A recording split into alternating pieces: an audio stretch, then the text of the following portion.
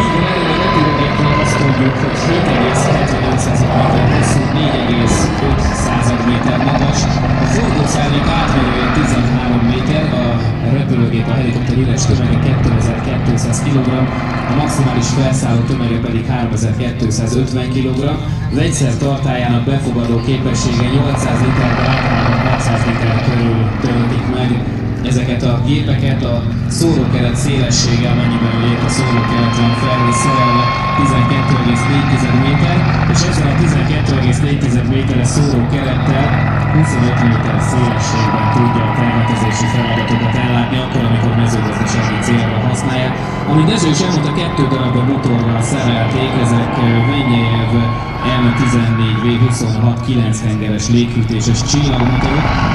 és egyébként a motor teljesítménye nyilván nagyobként 261 kW, tehát 360 lóerő, ebből a motorból található 2 ebben a helikopter típusban. Üzemanyag fogyasztása óránként 180 és 220 liter között található, tüzelőanyagát pedig a B100-as repülőbenzin. Még egy-két érdekesség, hogy gazdaságos utazósebessége 120